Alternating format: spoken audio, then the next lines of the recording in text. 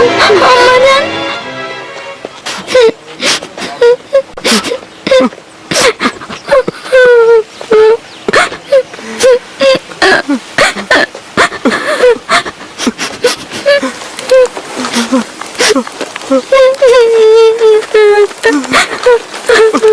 আম্মিজান।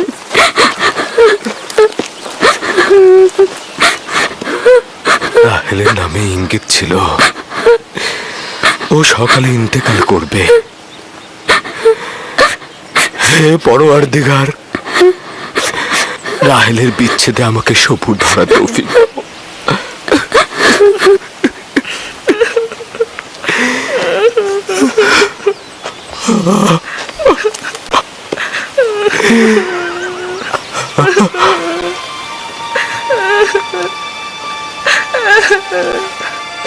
আব্বাজান, কেরানীগণ এসেছেন।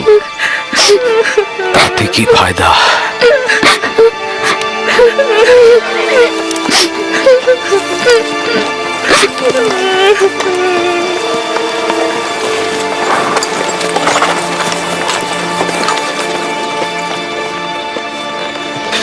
কোথায় রোগী? কোথায়? তাঁবুর ভেতরে। তাড়াতাড়ি যাও, তাড়াতাড়ি। হ্যাঁ হ্যাঁ। সালাম হে খোদার নবী। সালাম আমার বোন। অনেক দেরি করে ফেলেছ বোন, রাহেল আর নেই। সে রাহেল ছিল।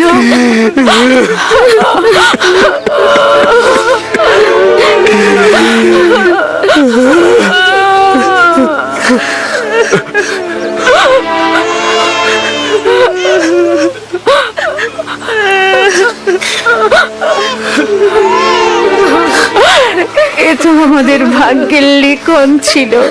এই ধরনের সমস্যা বলি আমাদের অপরিচিত নয়। আমরা এই বিপদেও খোদা তাআলার কাছে সাহায্য চাইব।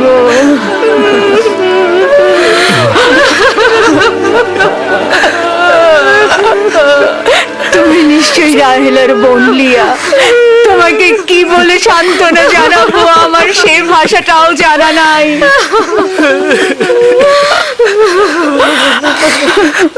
দেখো আমার সন্তান, তুমি যেখানে এসেছো সেটা একটা মুসাফির খানা। এখানে কেউ আসে, আবার কেউ চলে যায়। খোশামদের পুত্র, তোমার আগমন মোবারক হোক। ওর আগমন মোবারকময় নয়, মোবারকময় নয়। তাকে বেনুনি ডাকবে। দুর্ভাগ্যময় সন্তান, আমার বোনের মৃত্যুর কারণ। চুপ করো লিয়া, চুপ করো। জন্ম মৃত্যু সব খোদার হাতে। এই শিশুর তো কোনো দোষ নেই। তোমরা দেখে নিও, সে এমন সন্তান হবে তার উপর সকল দায়িত্ব অর্পিত হবে। সে পিতার সকল কাজ দেখে রাখবে। বাবু সোনা, তোমার নাম কি? আমার নাম ইউসুফ। ওরে আমার লক্ষ্মী সোনা, আমার কাছে এসো। তুমি রাহেলের স্মৃতি, তুমি আমার কাছে এসো।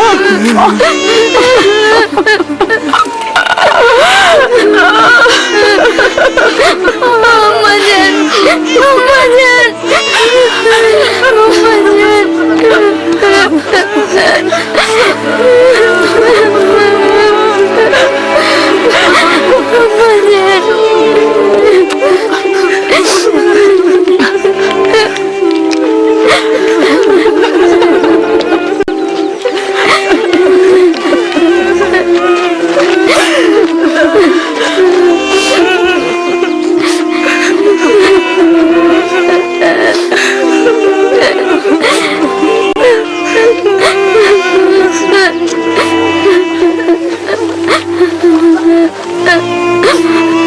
হে পরওয়ারদিগার, নিঃসঙ্গ রাহেলের আত্মার প্রতি রহমত বর্ষণ করো। আমিন।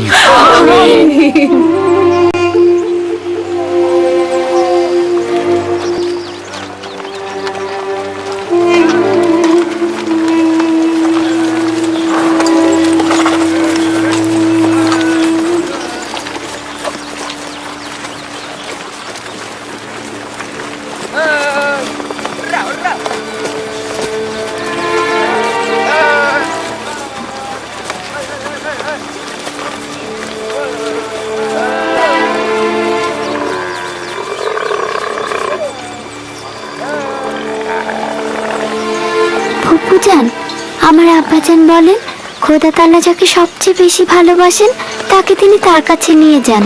ও, তুমি জানো খোদা তাআলা তোমার আম্মাকে তার কাছে নিয়ে গেছেন? আমি জানি খোদা তাআলা তাকে বেহেশতে নিয়ে গেছেন, কিন্তু আমি তো তার বিচ্ছেদ সহ্য করতে পারছি না। শান্ত হও বাবা, এই দুরবস্থায় খোদা তাআলা তোমাদের সাহায্য করবেন। খোদা মেহেরবান।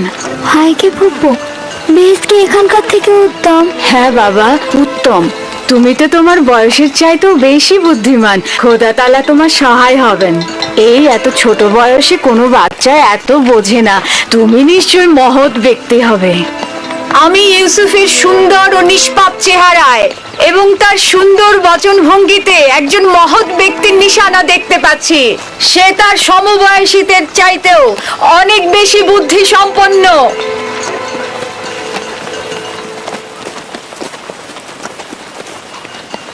চুপ করো বোন, চুপ করো। ইউসুফ তার অন্যান্য ভাইদের মতোই, কোনো পার্থক্য নেই। ইউসুফের চেহারা এবং বুদ্ধিমত্তা দেখে আমি মুগ্ধ। আমি ইউসুফকে আমার কাছে রেখে লালন পালন করতে চাই। আমি তার মায়ের অভাব পূরণ করব। তোমার কাছে অনুমতি চাইছি। আমি আমার বোনের কাছে শপথ করেছি যে তাকে তার মায়ের অভাব বুঝতে দেব না। তাকে আমার সন্তানদের মতোই লালন পালন করব।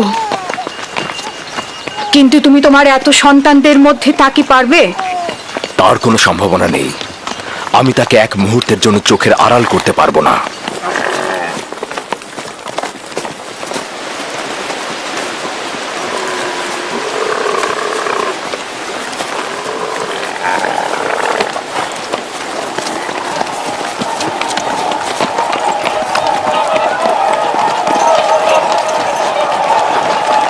অবশেষে পৌঁছালাম। এটাই সেই শহর যেখানে আমার জীবনের শেষ দিন পর্যন্ত থাকতে হবে।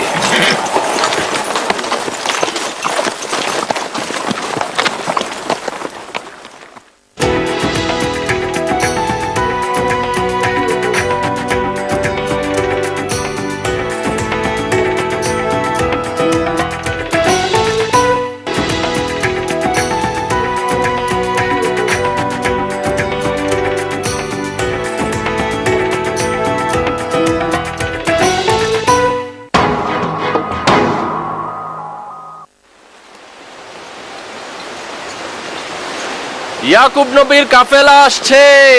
সবাই দেখো, ইয়াকুব নবীর কাফেলা আসছে।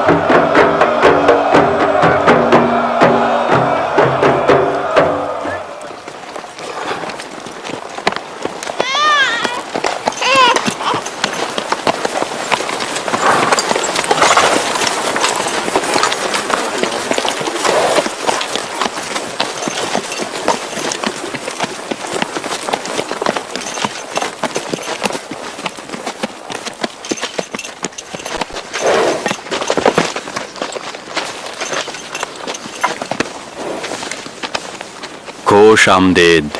খোদার নবীর আগমন সাদরে গ্রহণ করছি এবং আপনার শোকের সমবেদনা জ্ঞাপন করছি।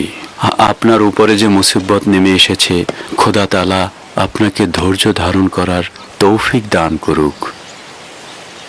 জীবন ও মৃত্যু তো খোদার হাতে, আমরা তার প্রতি অনুগত থাকব।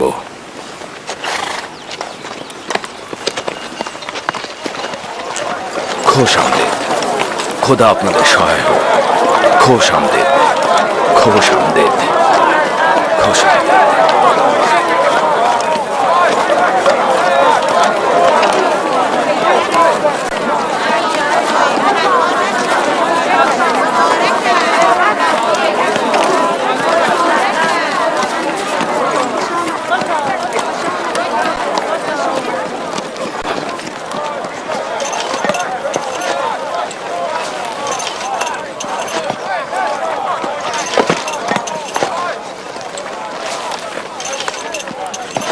বোন আমার, আমাদের আব্বাজান ইসহাক নবীর কবর কোথায় দেওয়া হয়েছে?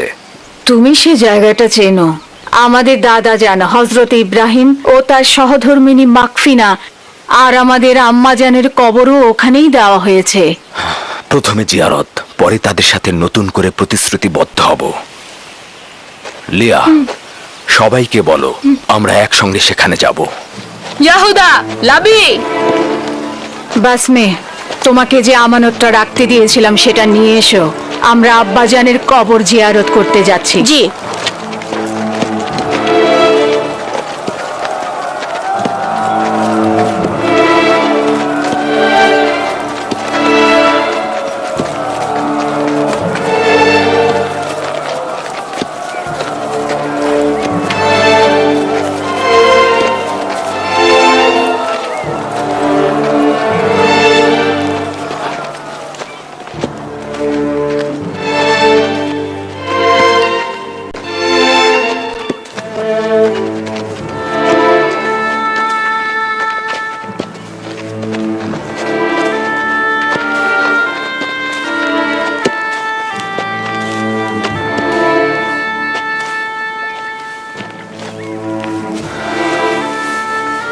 ইব্রাহিম পয়গম্বর, আপনার উপর দরুদ বর্ষিত হোক।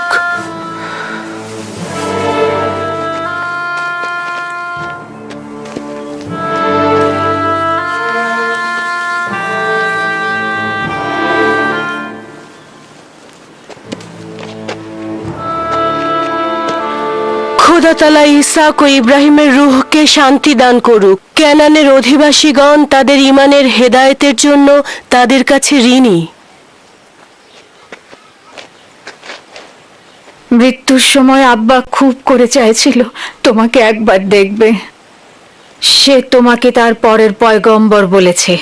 তোমাকে তার ওসিয়তনামায় আব্রিয়ানদের পরবর্তী পথ প্রদর্শক হিসেবে প্রতিশ্রুতি দিয়েছে। তার বিদেহী আত্মার মাগফিরাত কামনা করছি এবং সাহস সঞ্চার করছি। হে খোদা, আপনি আমাদেরকে এই কঠিন ধাপ পার হতে সাহায্য করুন।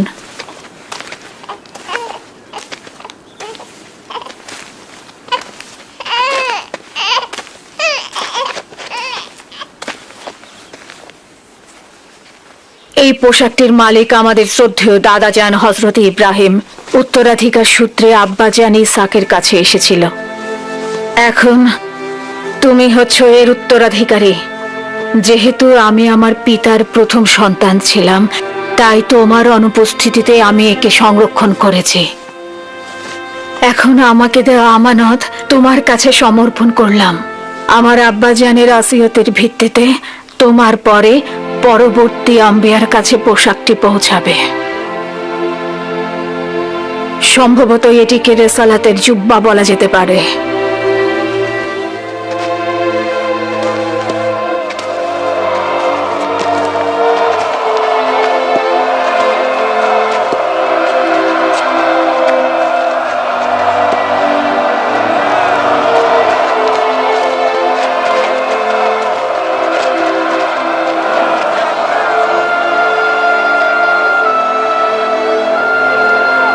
আমিও কেনানের অধিবাসীগণ তোমার কাছে বাইয়াত গ্রহণ করছি আর তোমার রিসালাতকে স্বীকৃতি দিচ্ছি। হযরত ইসহাকের পর তোমাকেই খোদার নবী বলে স্বীকার করছি।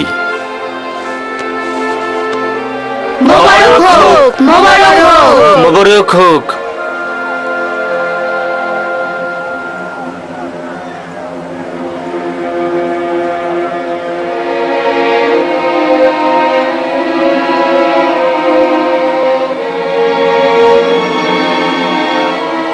তুমিও কি এটাই ভাবছো যে আব্বাজানের পর এই জামা কার কাছে যাবে?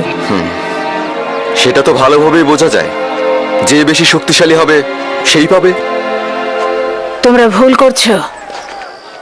যার ঈমান বেশি শক্তিশালী হবে সেই এটা পাবে।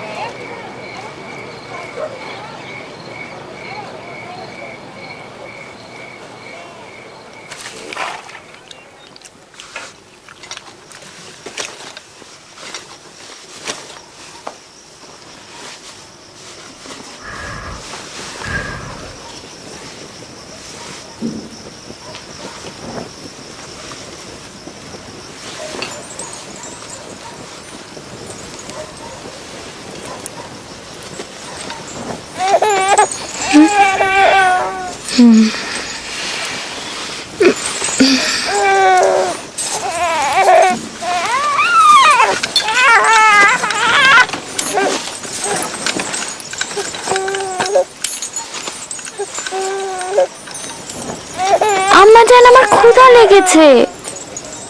আমাদের খাবার দেবেন না আম্মাজান? কি হলো, খাবার দাও। একটু ধৈর্য ধরো, এমন কিছুই হয়নি।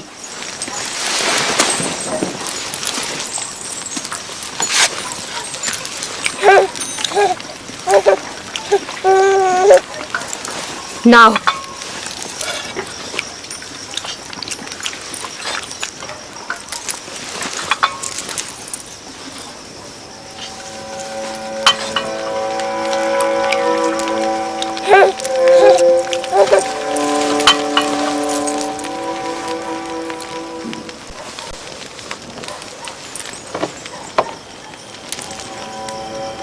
কি হয়েছে তোমাদের, খাচ্ছ না কেন? আমার বেলায় এত অল্প আর ইউসুফকে এত বেশি। কথা কম বলো, চুপ করে খাও। আহা থামুলিয়া, এগুলো কি করছো? নিজের উপর নিয়ন্ত্রণ আনো। বেনিয়ামিনকে আমি দেখাশোনা করছি, তুমি বাচ্চাদের খাবার দাও। এতগুলো বাচ্চার দেখাশোনা করা আসলেই মুশকিল। লিয়া, আমি জানি তোমার হক রয়েছে। তোমার 7 ছেলে 1 মেয়ে, সাথে আবার রাহেলের ছেলেও যোগ হয়েছে। আমার চাওয়াটা আবারও মনে করিয়ে দিচ্ছি। সব সময় আশা ছিল আমার একটি সন্তান থাকবে, কিন্তু সে আশা কখনো পূরণ হলো না। আমার বয়সের আর অল্প সময় বাকি আছে। আমার ইচ্ছাটা পূরণ করো। রাহেলের এই ছেলেটাকে আমার কাছে দাও। নিশ্চিত থাকো যে আমি একে চোখের মনি করে রাখবো। দেখছই তো লিয়া কতটা কষ্ট করছে। তোমরা কিছুটা হলেও ইউসুফ আর তার ভাইয়ের কথা চিন্তা করো। আমি তার দূরে থাকাটা কিভাবে মেনে নেব? আমি ওকে দূরে কোথাও নিয়ে যাব না। তোমাকে কথা দিচ্ছি, ওকে তোমার সাথে প্রতিদিন দেখা করাবো। যদি কোনো রকম প্রতারণা করি, মিথ্যা বলি, আমাকে তোমরা ক্ষমা করো না। জীবনের শেষ বিন্দু দিয়ে, ভালোবাসা দিয়ে ওকে আগলে রাখবো, মানুষের মতো মানুষ করব। বিশ্বাস করো, রাহেলের আত্মা যেমন শান্তি পাবে আর তোমরাও স্বস্তিতে থাকবে। কিন্তু ফায়েক, আমার সাথে আমার বোনের প্রতিজ্ঞার কি হবে? আমি আমার বোনকে কথা দিয়েছিলাম, ইউসুফকে তার মায়ের অভাব কখনোই বুঝতে দিব না। ফায়েকে তোমার সেই অঙ্গীকার বাস্তবায়ন করবে। নিঃসন্দেহে সে ইউসুফকে অনেক বেশি ভালোবাসবে। দেখুন, আমার সন্তানদের প্রতি খেয়াল রাখতে গিয়ে ইউসুফের প্রতি কখনোই অবজ্ঞা হবে না। ব্যাপারটা ঠিক বিপরীত। আমার ধারণা তুমি অন্যান্য সন্তানদের প্রতি গাফেল হচ্ছ, ইউসুফকে বেশি ভালোবাসছো। ইউসুফ পুত্র আমার, এদিকে এসো।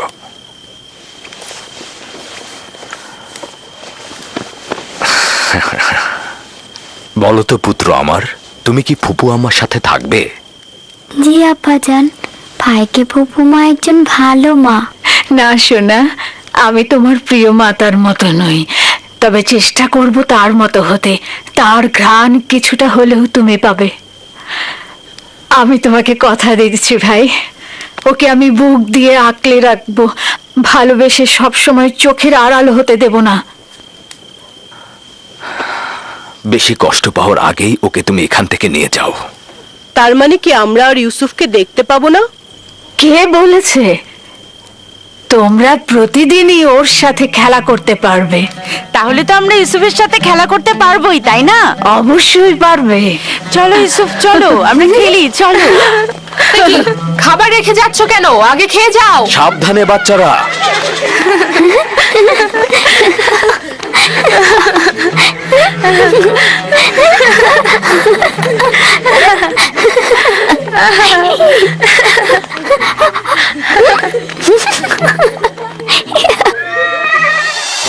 এই কোমর বন্ধনীটি তোমার দাদা জান ইসাক নবীর। তার অনেক আশা ছিল যে নবুয়ত প্রাপ্তি হবে সেই এই কোমর বন্ধনীটি ব্যবহার করবে। আমি তোমাকে এটা পরিয়ে দিচ্ছি। তোমাদের একটা কথা বলি, পরশ্রী কাতরতা যার দরুন নিয়ামত ও আর্থিক উন্নয়ন ক্ষতিগ্রস্ত হয়, এতে করে ধ্বংস নেমে আসে। পরশ্রী কাতরতা হচ্ছে অন্যের থাকাটাকে সহ্য না করা। ইউসুফ তো মেধা সম্পন্ন, তাই না? আর তাছাড়া তার সুন্দর চেহারা ও বচন ভঙ্গি ভালোবাসা পাওয়ারই মতো। হ্যাঁ, সে কারণে তো আমরাও তাকে ভালোবাসি, কিন্তু আব্বাজান তাকে এত বেশি আহ্লাদ দিয়েছে যে সে নিজেকে এখন সবার চাইতে বড় মনে করছে। ইউসুফকে খুঁজে পাওয়া যাচ্ছে না। খুঁজে পাওয়া যাচ্ছে না? কেন খুঁজে পাওয়া যাবে না? তোমরা একসাথে খেলো নি? হ্যাঁ, ও তো লুকিয়ে ছিল। কই পড়ে যায়নি তো? কই পড়ে যায়নি তো?